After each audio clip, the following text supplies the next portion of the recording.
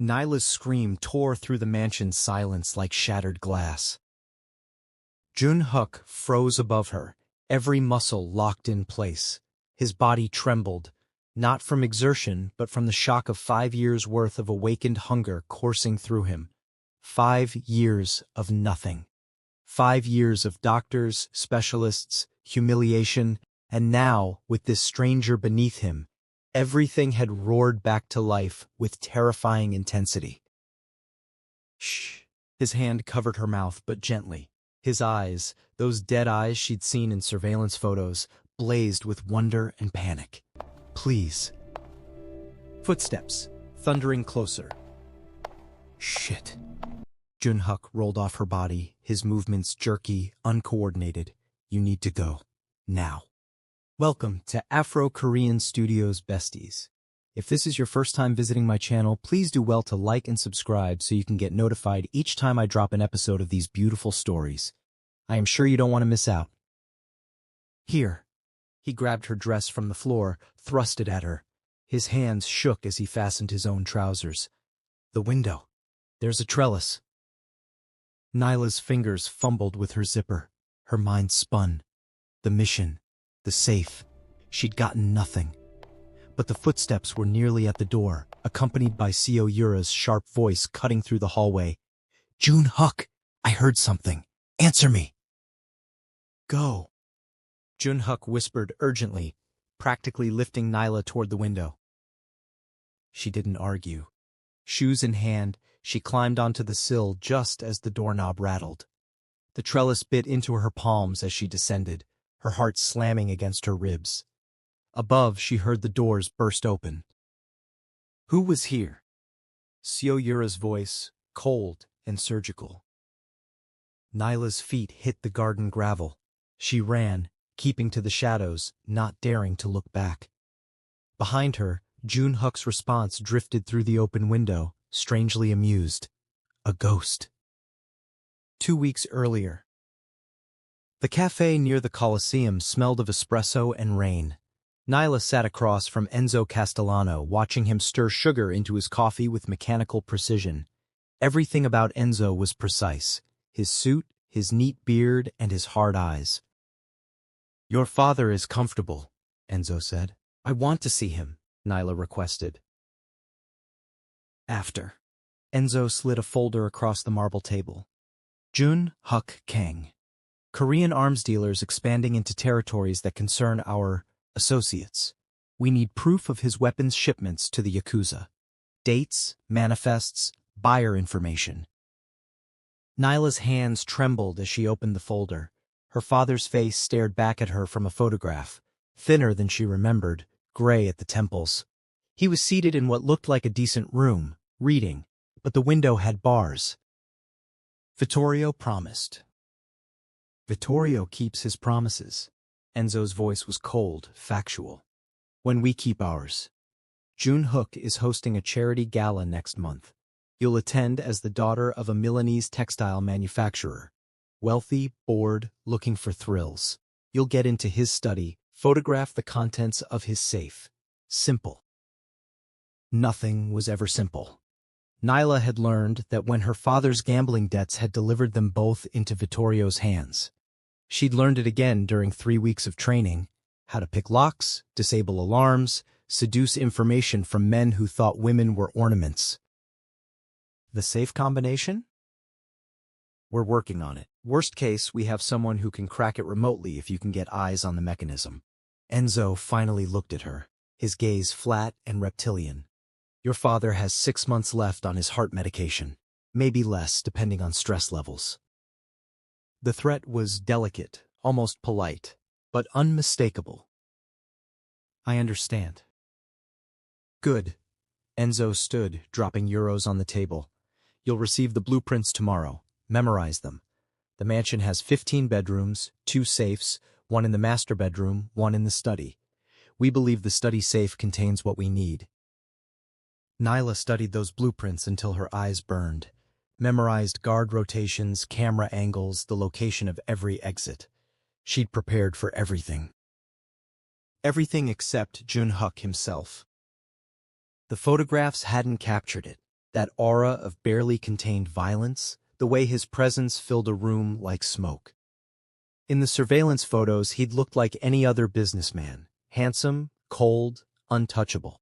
The reports had mentioned his condition, the medical issue that had sent him to specialists across 3 continents. Erectile dysfunction following a brutal beating by rivals. The psychological component was severe. Irreversible, the doctor said. Nyla had thought it would make him easier to manipulate. A vulnerable man, desperate, maybe even grateful for attention. She'd been catastrophically wrong.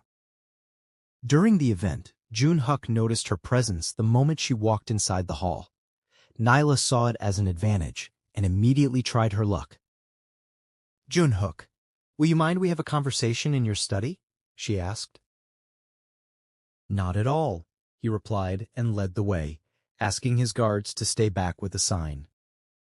When they got to the study, Jun-Huk cornered her without even allowing her to say a word. She saw something predatory wake in his eyes. Not the fumbling desperation of an impotent man, but the focused intensity of a hunter who just caught an unfamiliar scent. His hand on her throat was firm but not cruel, testing, and when he kissed her, everything changed. She was supposed to go there all by herself and focus on getting the safe, but instead she was doing something else. God, when he kissed her, she felt his body heat echo through both their bodies. The shock of sensation where there had been nothing for so long.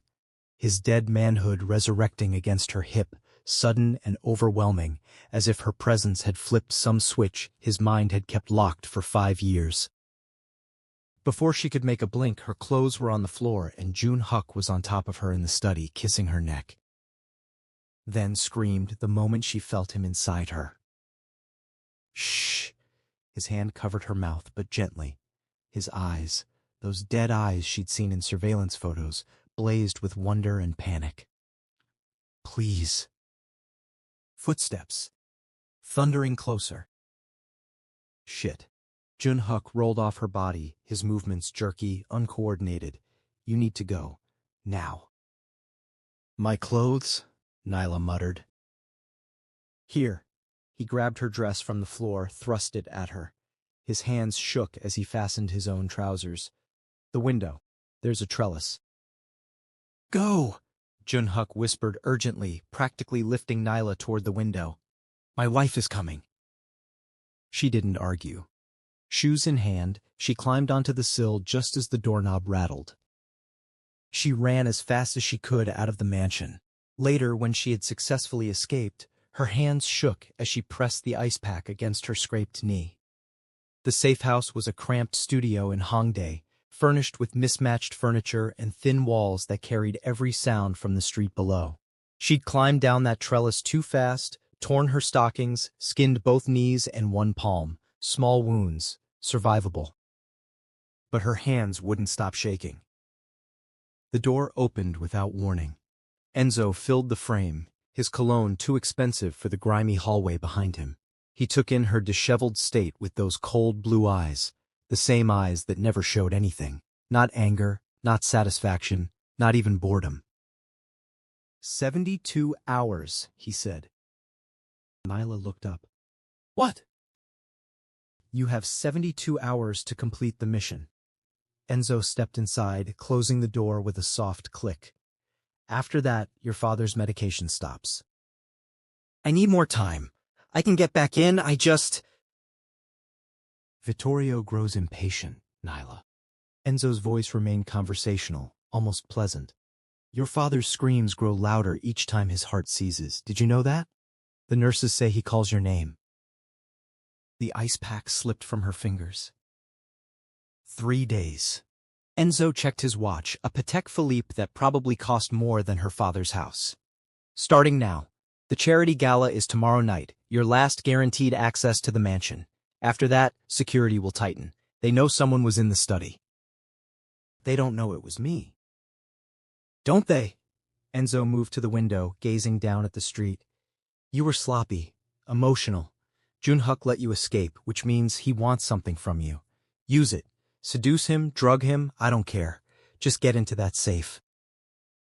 Nyla pressed her palms against her eyes. She could still feel Jun-hook's hands on her waist, urgent and trembling. The shock in his expression when his body had responded after years of nothing. The way he'd whispered, "Go," like he was saving her instead of protecting himself. "He's not what the reports say," she managed. "They never are." Enzo turned, and for just a moment something flickered in those blue eyes. "But they're all the same where it counts. Find his weakness. Exploit it. You have 72 hours. The door closed behind him, leaving only the scent of bergamot and threat. In Gangnam, Jun-hook's penthouse. Jun-hook stood at his floor-to-ceiling window, watching Seoul's lights blur through the rain. His body hummed. That was the only word for it, a constant vibration beneath his skin, neurons firing in patterns he'd forgotten existed. His phone buzzed. His assistant, Ji-won's voice came through crisp and efficient. "Nothing yet, Sejongnim. We're reviewing every guest, every server, everybody that attends." The woman who screamed. Jun-hook's reflection stared back at him from the dark glass. "The woman in my study. Find her." I hope you are enjoying this episode of Afro-Korean Stories. Please do well to hit the subscribe button, like, and comment. Thank you for helping out. Now, let's continue. Sir, we have footage of approximately 47 women at the gala, without a clear description. She had dark hair, foreign features. She moved like a dancer. Jun-hook closed his eyes, remembering, and she was terrified. Terrified not of him, though, of what had happened between them. "I'll narrow the search," Ji-won said. "Should I inform Mrs. Kang?" "No." The word came out sharper than intended. "Use every resource we have, but quietly." He ended the call and pressed his forehead against the cool glass. Behind him, the penthouse stretched empty and immaculate. So Yura had returned to her own apartment after their argument, her suspicion hanging between them like smoke. "Who was she, Jun-hook?" she asked. "No one." "You're lying. Your tell is showing. That smile. You only smile like that when you're lying." He said nothing, and eventually she left, but not before making a call he had overheard through the bedroom door. "I need a private investigator. Discreet one. Someone who specializes in infidelity." Infidelity. The word was almost funny. 5 years of impotence, of humiliation, of watching So Yura's patience curdle into contempt. And now, because of one woman whose name he didn't even know, his body had betrayed him with hope. Jun-hook moved to the bathroom, turning on the shower to mask any sound. His reflection in the mirror looked fevered, pupils dilated. He had 3 random erections since the study encounter. 3. In the car, during a phone call while reviewing shipping manifests. His body responds to memories, to phantom sensations. To her. The doctors had explained it years ago after the beating. The spinal injury wasn't severe, but combined with the psychological trauma, it had created a feedback loop. Fear suppressing function, dysfunction creating more fear. Irreversible, they'd said. The mind protecting itself by shutting down vulnerable systems. Yet this afternoon, Dr. Lim had stared at the test results with open confusion. "Medically impossible," he muttered. "After your spinal injury, the nerve damage, there shouldn't be this level of recovery without intervention." "Maybe it was psychological all along," Jun-hook had suggested. "Perhaps, but psychological conditions don't reverse overnight without trigger therapy. What changed?" Jun-hook had said nothing. What could he say? That a woman had broken into his study and somehow rewired 5 years of trauma with a single terrified kiss. Now, alone in his penthouse, Jun-hook let the shower run and touched himself for the first time in years. Not to climax, he wasn't ready for that yet, but to confirm reality. His hand trembled. The sensation was overwhelming, almost painful, like blood rushing back into a numb limb. "Find her," he whispered to his reflection. Because this woman, this ghost, had given him something more dangerous than desire. She'd given him possibility. At about 2:47 a.m. in Nyla's safe house. Nyla woke to her phone buzzing. Not a call, but a notification from the app Enzo had installed. Location tracking active. She sat up, ice flooding her veins. Opened the app. A red dot pulsed on the map, moving through Gangnam. Her location. No, not her location. The tracking signal was coming from Jun Huk's mansion. Nyla's hand flew to her throat. Empty. Her cross necklace, the silver one her mother had given her before she died, was gone. She'd worn it to the gala, hidden under her dress. She must have lost it in the study, in the chaos of Jun Huk's hands on her skin, his mouth on hers. Her phone buzzed again. A message from Enzo. Careless girl. Now finish it before it turns back on you. Nyla pulled up the tracking app's history. The necklace had stayed stationary in Jun Huk's study for hours after she'd fled. Then, around midnight, it moved. To a lab. Then, back to the mansion. To Jun Huk's private quarters. He had it. He knew. Another text from Enzo. Gala is at 8 p.m. Wear something that makes him forget to think. You have 67 hours. Nyla stared at the pulsing red dot. Jun Huk wasn't just looking for her anymore. He'd found her tracking device, which meant he'd found evidence of professional surveillance. He should be tightening security, calling the police, treating her like the threat she was. Instead, the necklace's location updated again. Moving to Jun Huk's bedroom. Her phone buzzed one more time, staying there. Unknown number. I believe you left something behind. Come to the gala tomorrow. I'll return it personally. Jun Huk. Nyla's breath caught. This wasn't a trap. Or rather, it was, but not the kind Enzo would understand. Jun Huk was baiting her, yes, but with curiosity, not vengeance. She typed, "How do I know you won't turn me in?" The response came instantly, because ghosts are more interesting than thieves, and I want to know what you did to me. Start. Nyla read the message 3 times. Beneath the words, she heard the question he wasn't asking. How did you bring me back to life? She had 67 hours to get into that safe. 67 hours to save her father. The bass from the music thundered through Nyla's ribcage as she wove through the nightclub's pulsing crowd, her eyes scanning for Enzo's familiar silhouette. The meeting had been his idea. Neutral ground, he said. Somewhere Vittorio's reach didn't extend. She laughed bitterly at that. There was nowhere the old man's influence didn't crawl. She spotted Enzo at their usual corner booth, his dark eyes tracking her approach. But something felt wrong. The air had shifted, grown dense with predatory attention. Then she saw them. Jun Huk's men materialized from the shadows like wraiths, cutting off every exit. Her hand moved instinctively toward the knife strapped to her thigh, but froze when she caught Enzo's rigid posture through the window. He stood motionless on the street outside, his face illuminated by headlights. Red laser dots danced across his chest like fireflies. Don't. The voice came from behind her, familiar and unwelcome. Nyla turned slowly. Jun Huk stood alone, impossibly composed amid the chaos of grinding bodies and strobing lights. He wore black, the severity of his suit making him look like death dressed for a funeral. His men maintained their positions at the perimeter, but he approached her with the languid confidence of a man who'd already won.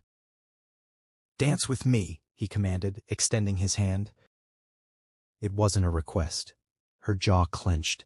It was an echo, a deliberate callback to that first night in Gangnam when she'd been someone else entirely before everything had shattered and reformed into this nightmare.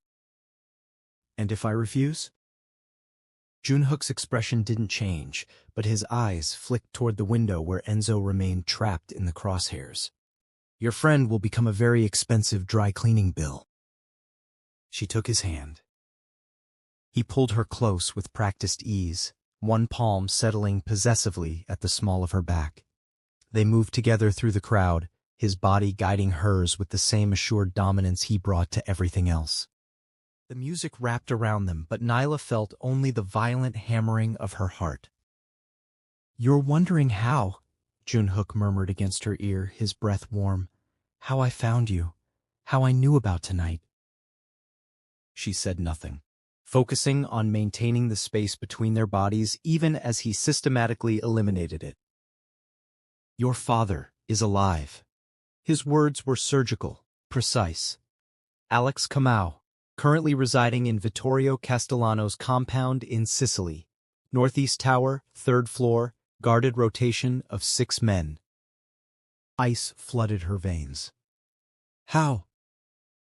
"I know everything, Nyla Kamau." His hand slid lower on her back, fingers splaying across her spine. Nairobi, 2019. A 17-year-old girl watching her mother bleed out on a hotel floor. Vittorio's men finding her 3 days later, half mad with grief and rage.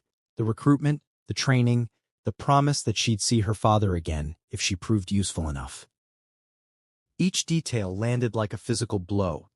Nyla's feet moved mechanically, her dancer's training the only thing keeping her upright.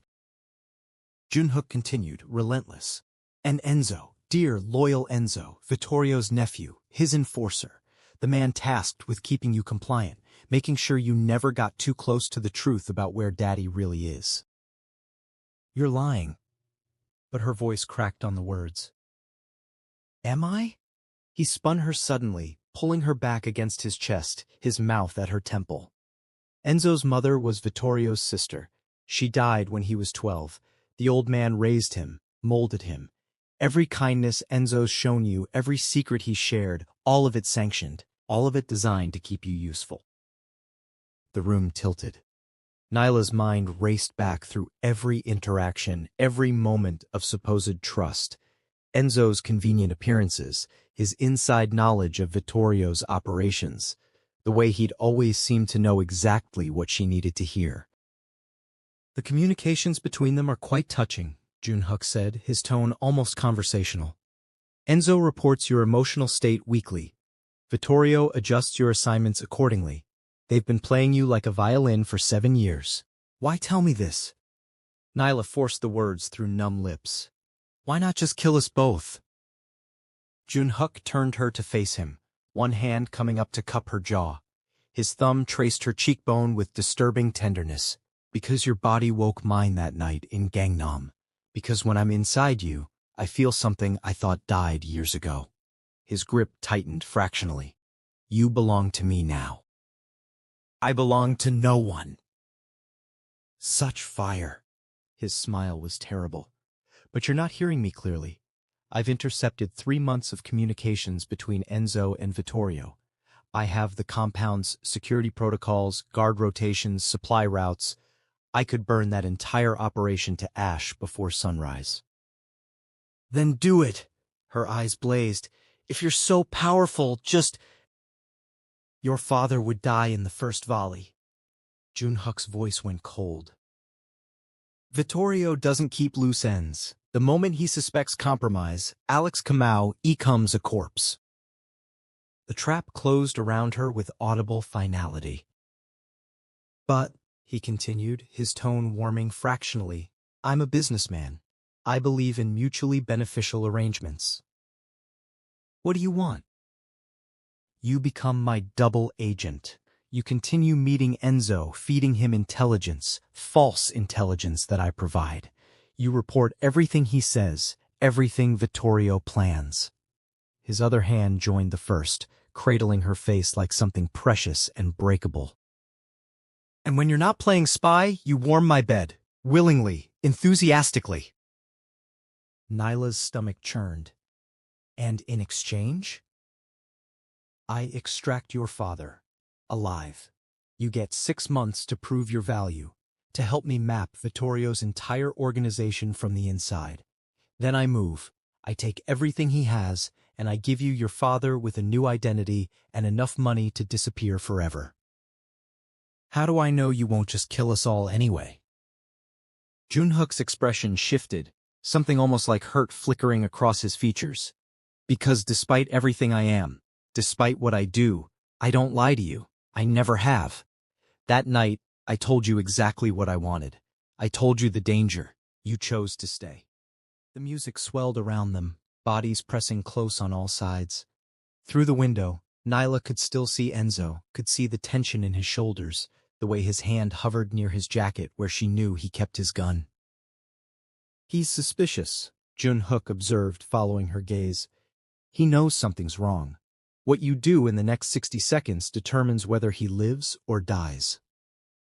Nyla closed her eyes, saw her father's face from 7 years ago, laughing at something she'd said, saw her mother's blood spreading across expensive carpet, saw the impossible choice that had always been waiting at the end of this road. "If I agree," she whispered, "how do I know you'll keep your word about my father?" Jun-hook leaned in, his lips brushing her ear. "Because you're going to give me something more valuable than Vittorio's empire. You're going to give me yourself, and I protect what's mine." She opened her eyes, meeting his dark gaze. "I agree." "Good girl." He kissed her then, deep and possessive, marking her in front of his men and the crowd and Enzo watching from outside. When he pulled back, his thumb traced her swollen bottom lip. "Tomorrow night, my penthouse. Wear something that makes you feel powerful. You're going to need it." He released her and stepped back, and just like that, his men melted away. The laser sights vanished from Enzo's chest. Jun-hook disappeared into the crowd as if he'd never been there at all. Then Nyla stood alone on the dance floor, her body still humming with adrenaline and the ghost of Jun-hook's touch. Through the window, Enzo was already moving toward the entrance, his face dark with questions she couldn't begin to answer. She had made a deal with the devil. Now she had to convince the other devil that nothing had changed. 2 days later, the apartment was sterile luxury, overlooking Seoul's glittering skyline from the 42nd floor. Jun-hook had given Nyla the code that first night, along with a new phone and explicit instructions. "No one knows about this place except my head of security," he said, his fingers still tangled in her hair. "You live here now. The mansion is for business only." Business. 3 weeks into their arrangement, Nyla had perfected the art of compartmentalization. Nyla was amazed. Days were spent cataloging Jun-hook's fabricated intelligence, shipping routes that didn't exist, alliance talks that were pure fake. Different nights, she'd meet Enzo at rotating locations, feeding him just enough truth mixed with lies to keep him convinced. "Vittorio's pleased," Enzo had said last week, his dark eyes searching her face for cracks. "You're getting close to Jun-hook. Keep pushing." She nodded, swallowing the bitter irony. Close didn't begin to cover it. The mansion visits followed a careful choreography. She'd arrive through the service entrance, spend precisely 2 hours in Jun-hook's private study, reviewing contracts, then leave the same way she'd come. His legitimate business associates saw her as another consultant, nothing more. The staff knew better but valued their lives too much to gossip. All except one person. Seoul watched everything with the focused intensity of a snake deciding when to strike. Nyla felt those calculating eyes during every visit, tracking her movements through the house like a sniper acquiring targets. But it was in the 4th week that everything shifted. Nyla woke in the hidden apartment feeling wrong, deeply and sickeningly wrong. The nausea started in her stomach and spread through her body like poison. She barely reached the bathroom before she vomited hard, her body shaking until there was nothing left but bitter bile and cold sweat. The meeting with Jun-hook's Russian partners was in 3 hours. She called his private line, her voice hoarse. "I can't come today. I'm really sick." "You'll come." His tone allowed no debate. "The Volkov brothers don't change plans for anyone. The car will be there in 90 minutes. The call ended. Nyla forced herself up, commanding her body through pure will.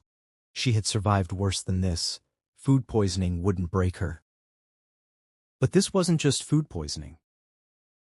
By the time she reached the restaurant, an elite place Jun-Huk owned through fake companies, her skin was damp and her hands shook. The private room swayed in her vision as Jun-Huk introduced her to the Volkov brothers, two hard-faced men who ruled Eastern Europe's weapons trade.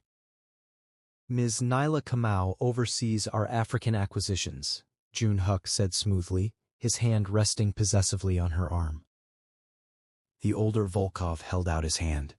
Nyla reached for it, and the world suddenly spun. She only made it 2 steps toward the restroom before her legs gave out. She collapsed in front of the most dangerous men in the room. Jun-Huk caught her before she hit the floor. His face stayed calm, but she felt the fury in the tightness of his body. "Please excuse us," he said pleasantly to the Russians. "A small issue." He carried her to his car himself, placing her inside with frightening gentleness. When the door shut, his voice turned cold. "Who did this?" "I don't know what you—" "Don't." He grabbed her chin, forcing her to look at him. "You were poisoned. Who touched your food?" The apartment. No one went in except— Her thoughts raced through the last 2 days. The soup that had appeared in her fridge yesterday from a new delivery service she assumed Jun-Huk had arranged. He was already on his phone. "Find out who approved a delivering service for the Riverside apartment. I want names in 10 minutes. He immediately paused. "And pull the building footage. Someone poisoned my property." My property. The words hit her hard. Within an hour, they had the truth. A maid from the mansion had used her access card to enter the apartment and lace Nyla's food with a measured dose of abortifacient, enough to make her violently ill, not kill her.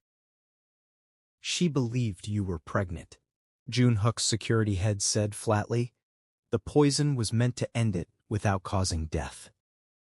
Jun-Huk said nothing. He sat still in his office, fingers pressed together, while Nyla fought off more waves of sickness on his leather couch. "The maid's family?" he asked at last. "Husband, 2 children. They live in government housing on the east side." "Deport them. Every one of them. Put them on a plane to whatever hole will take them within 6 hours. Cancel their citizenship requests. Flag them across Asia so they never return." His voice stayed calm. "Make sure of it." "Sir, the children are in—" Did I stutter? The security chief left at once. Nyla felt sick for more than one reason.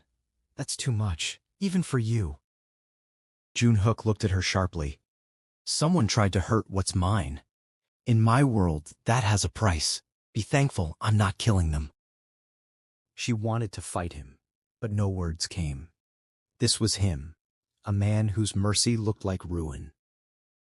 2 days later, the tabloids exploded. Enzo sent her the pictures without a word. Nyla stared at her screen, nausea rising again. The photos were clear. Her entering Jun-Huk's mansion through the front door, his hand guiding her. Another showed them in his car, his face close to hers. The headlines were worse. "African witch in chance, Korean dragon, Jun-Huk's secret woman exposed." Kamau, Kenya heiress in dragon's bed. Sources confirm affair. Her phone rang instantly. Enzo's voice cut like a blade.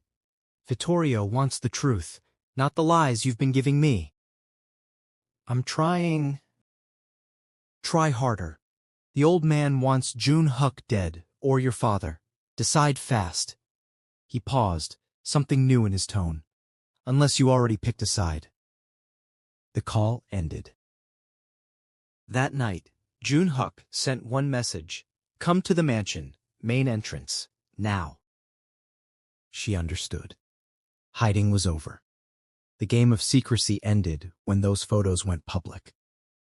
Servants stared as she walked through the main hall, some shocked, some disgusted. Seoul waited in the dining room, her face tight with controlled fury. Jun-Huk sat at the head of the table, relaxed. "Sit," he ordered, pointing to the chair beside him. Nyla obeyed. "So Yura will serve us tonight. Jun-Hook said, never taking his eyes off Nyla. It feels fitting. Seo-Yura's hands trembled as she poured wine. This is humiliating, she hissed. So was trying to poison my guest, Jun-Hook replied pleasantly. Consider this your punishment, unless you'd like me to talk to your father. Seo-Yura went still. Her family depended on Jun-Hook. Crossing him meant destruction. She served them in furious silence, every movement heavy with hate.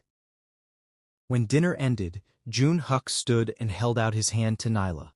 She stays, he said clearly. East Wing. Make sure everyone knows. He led Nyla through long halls to a suite she had never seen. The East Wing was his, beyond Seo-Yura's reach. Inside, he locked the door. The Russians weren't impressed by your collapse, he said, removing his jacket. I spent 2 days fixing it. You cost me power. I was poisoned. Because you're mine. Because Seo-Yura knew you mattered. He loosened his tie and stepped closer. The photos made it public. No more hiding. Nyla backed into the wall. Enzo thinks... I don't care. He held her face gently. Vittorio knows now. Your use as a double agent is almost over. Her blood chilled. My father is safer than you think. Vittorio won't kill him while you're still valuable. His thumb brushed her lip. But time is running out. We're near the end. He kissed her, and despite fear, poison, and shame, her body answered. His touch was careful tonight, almost holy, as he undressed her slowly. When he took her, it was softer than before, but still claiming. His eyes never left hers. You're mine, he murmured, until I'm finished with you. Say it. Tears slid down her face. I'm yours. Good girl. Later, while he slept, Nyla stared at the ceiling and counted what she had left. Enzo wanted blood. Vittorio wanted results. Jun-Hook wanted ownership. And far away in Sicily, her father waited, unaware that his daughter had just sold her soul to survive. A few days later, the fluorescent lights of the gas station bathroom buzzed like trapped insects. Nyla stared at the third plastic test. 3 different brands, 3 identical results, 2 pink lines that might as well have been a death sentence. But it shows she is pregnant. Her hands shook as she wrapped the tests in paper towels and shoved them deep into her purse. 8 weeks. It had been 8 weeks since Jun-Hook had publicly claimed her, 8 weeks of living in his mansion's East Wing, 8 weeks of her body betraying her in increasingly obvious ways. She'd blamed the nausea on stress, the fatigue on sleepless nights spent calculating escape routes that didn't exist, the tenderness in her breasts on the aggressive way Jun-Hook touched her, marked her, owned her. But her period was 3 weeks late, and lies only worked when your body cooperated. Jun-Hook's child, growing inside the woman sent to destroy him. The irony would have been funny if it wasn't so catastrophic.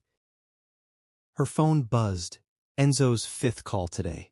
She'd been avoiding him since the tabloid photos, feeding him increasingly sparse updates while Jun-Hook's security tightened around her like a noose. But Enzo was losing patience, and patient men didn't work for Vittorio Castellano. She answered, stepping out into Seoul's humid evening. You've gone quiet, Enzo said without preamble. Vittorio doesn't like to be ignored. I'm working on it. Her voice sounded thin, even to her own ears. Working on what? Warming his bed? The Italian families are offering $20 million for Jun-Hook's head. $20 million! Nyla, we could disappear forever. You, me, your father. But you need to actually do something. She closed her eyes, leaning against the gas station wall. It's complicated. Then, uncomplicated. There's a charity gala next week. Jun-Hook will be vulnerable, lots of witnesses, easy to create chaos, poison his drink, stage an accident. I don't care how. Just end this. And then what? His organization collapses and takes me with it? That's what the abortion is for. Enzo's voice went cold. You're pregnant, aren't you? I can hear it in your voice. The hesitation, the excuses, how far along? Nyla's breath caught. I don't know what. We've known each other too long. Don't lie to me. There was a pause, heavy with implications. A bastard Korean baby will ruin everything. Get rid of it. Complete the assassination. Or Vittorio starts making examples, starting with Antonio. The line went dead. Nyla stood frozen, her free hand drifting unconsciously to her still flat stomach. Get rid of it. As if the cluster of cells inside her was just another obstacle, another complication to eliminate.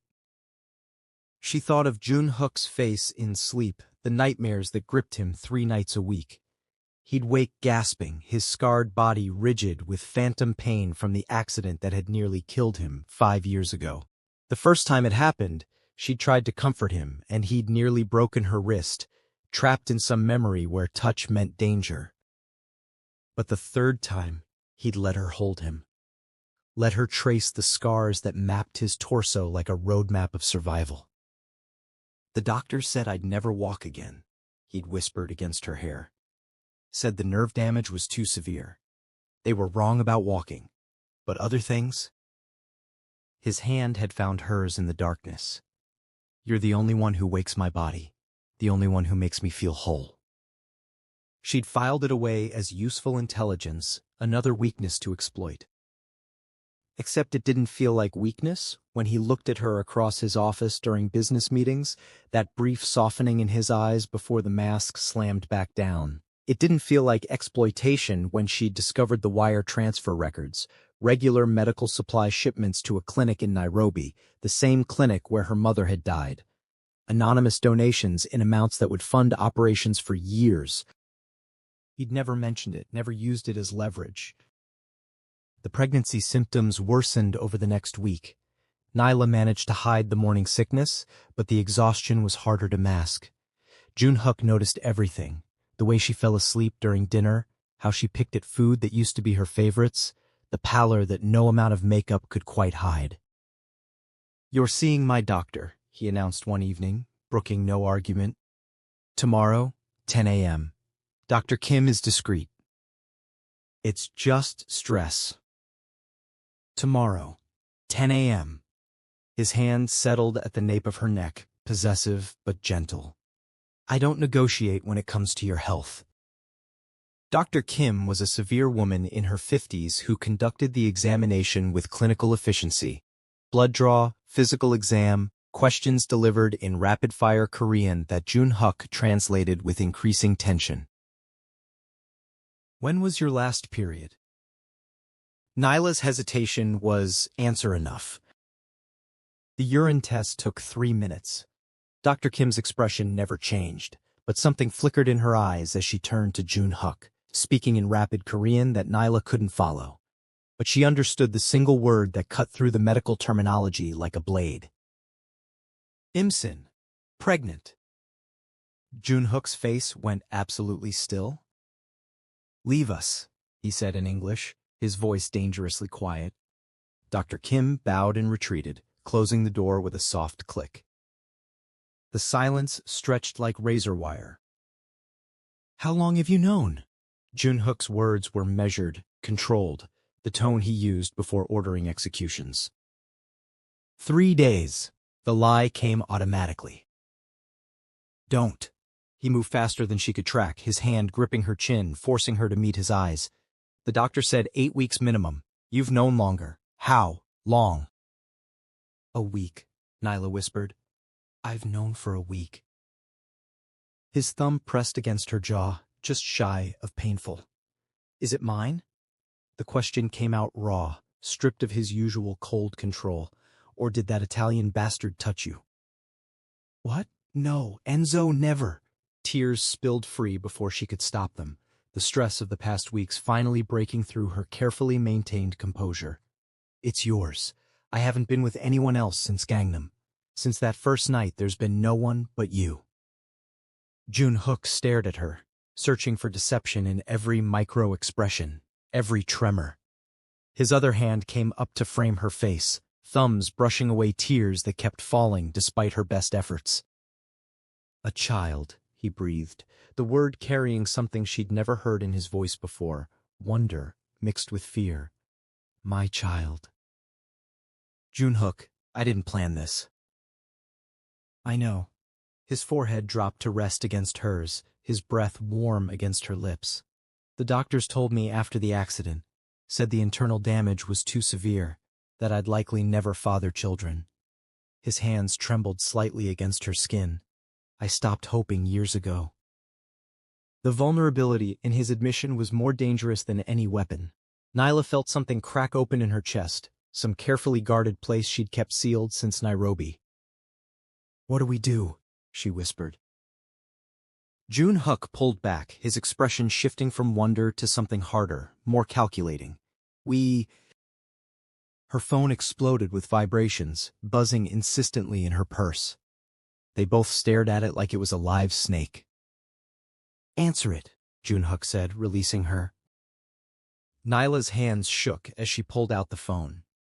"Unknown number." She accepted the call, her stomach already churning with dread. "Congratulations are in order, I hear." Enzo's voice was arctic. "A baby? How sentimental." Junhook's eyes narrowed, and Nyla knew he could hear every word in the small examination room. "How did you—" "Dr. Kim's nurse has family in Naples. Vittorio's reach is longer than you remember." A pause loaded with threat. "You abort it.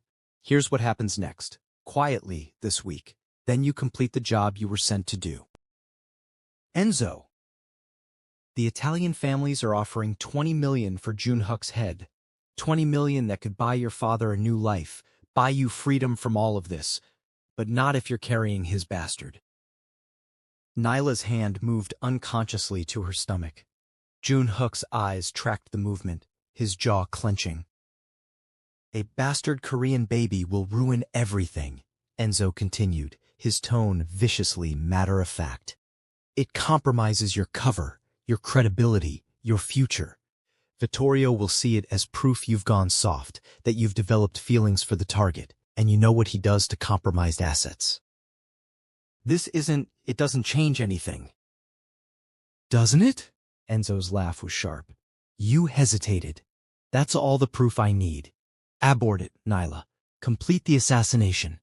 Or I tell Vittorio you've been compromised, and your father dies screaming." The silence after he hung up was suffocating. Junhook stood perfectly still, his expression unreadable. When he finally spoke, his voice was soft, the kind of soft that preceded violence. "So, the Italian families want me dead." He tilted his head slightly, studying her like a specimen under glass. "And you're the weapon they chose. How long have you been playing me, Nyla?" There was no point in lying anymore. "Since Gangnam. Since the beginning." "And the pregnancy? Convenient accident or deliberate complication?" "Accident." The word came out broken. "I didn't plan this. Any of this." Junhook moved closer, backing her against the examination table. His hands settled on either side of her hips, caging her in. "Is it mine?" he asked again, his face inches from hers. "Tell me the truth. Is this child mine, or is it just another manipulation?" "It's yours." Nyla met his eyes, letting him see everything. The fear, the confusion, the impossible situation tightening around them both. "Whatever else I've lied about, this is real."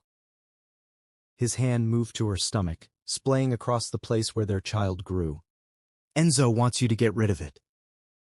"Yes." "And if you refuse, if you choose to keep it?" "Then Vittorio kills my father, and probably me." Junhook's expression didn't change, but something shifted in his eyes. Some calculation being made, pieces moving on a board she couldn't see. "Is it mine?" he asked a third time, and Nyla realized he needed to hear it again, needed the confirmation that this impossible thing was real. Yes, she whispered, covering his hand with hers. It's yours. Only yours. Junhook's fingers tightened against her stomach, possessive and protective all at once. Then Enzo can go to hell. Before Nyla could respond, her phone rang again. Different number, but she knew who it would be before answering. Enzo's voice was ice and razors. You have 48 hours to handle this. Get rid of it. Or I tell Vittorio you've been compromised. Your choice, Nyla. The baby or your father. Choose quickly. Now. Nyla is caught right in the middle of a dangerous choice offered by Enzo. Will she choose her father, or will she choose Junhook? Drop your thoughts in the comments section. I really want to know what you think.